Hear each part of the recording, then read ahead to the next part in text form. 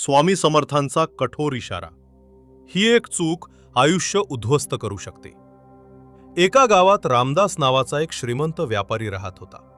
पैसा, नाव, प्रतिष्ठा सगळं त्याच्याकडे होतं. पण एक गोष्ट त्याच्यात खूप मोठी होती, अहंकार.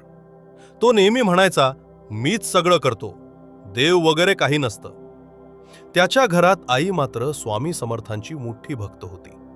दर गुरुवारी ती उपवास करून स्वामींची पूजा करायची आणि रामदासला सांगायची, बाळा, एकदा तरी मनापासून श्री स्वामी समर्थ म्हण, सगळं बदलून जाईल. पण रामदास हसायचा. एक दिवस अचानक सगळं बदललं. रामदासचा मोठा व्यवसाय एका रात्रीत कोसळला. लाखोंचं नुकसान झालं. मित्रांनी साथ सोडली. घरात वाद सुरू झाले. तो खूप त्रासात होता, पण तरीही त्याचा अहंकार कमी होत नव्हता. त्या रात्री काहीतरी घडलं. रामदास झोपला होता. अचानक त्याला स्वप्नात एक भयंकर अंधार दिसला आणि त्या अंधारातून एक तेजस्वी प्रकाश प्रकट झाला.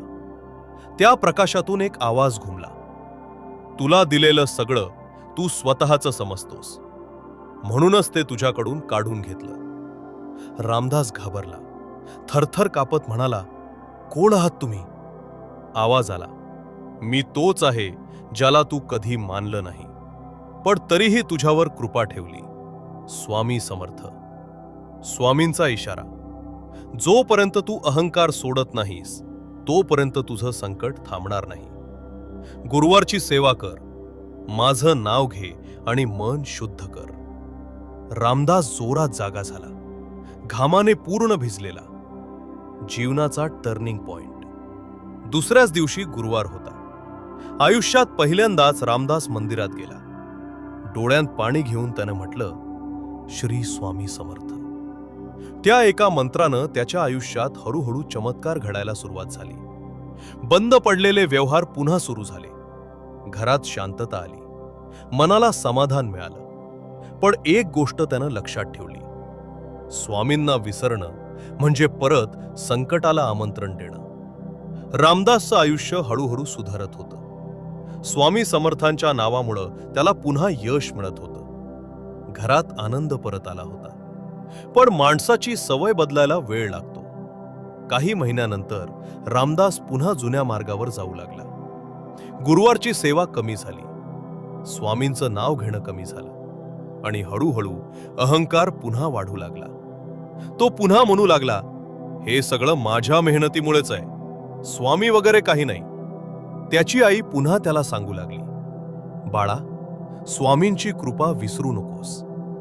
पण यावेळी रामदासनं ऐकलं नाही आणि पुन्हा संकट सुरू झालं. अचानक त्याच्या व्यवसायात मोठं नुकसान झालं. विश्वासू माणसानंच त्याला धोका दिला. घरात वाद, आजारपण सुरू झालं. रामदास खूपच त्रासात आला. पण यावेळी तो पूर्णपणे तुटून गेला होता. दुसरा भयंकर संकेत. एका रात्री तो खूप रडत झोपला आणि पुन्हा त्याला स्वप्न पडलं. यावेळी अंधार जास्त गडद होता आणि स्वामींचा आवाज अधिक कठोर होता. मी तुला एकदा इशारा दिला होता, पण तू पुन्हा तीच चूक केलीस. रामदास थरथरत म्हणाला, स्वामी, मला माफ करा, मी पुन्हा चुकलो. जो माणूस माझी कृपा मिळाल्यावर मला विसरतो, त्याचं नुकसान अधिक होतं. श्रद्धा ही कायम ठेवावी लागते. ती सोडली तर संकट परत येतं. रामदासचा पूर्ण बदल. यावेळी रामदास खरोखरच बदलला. त्यानं रोज स्वामींचं नाव घेणं सुरू केलं. प्रत्येक गुरुवारी सेवा केली. अहंकार पूर्णपणे सोडून दिला. तो आता प्रत्येकाला सांगू लागला, स्वामी समर्थांना कधीही विसरू नका, नाहीतर आयुष्य पुन्हा अंधारात जाईल. खरा चमत्कार इथे झाला.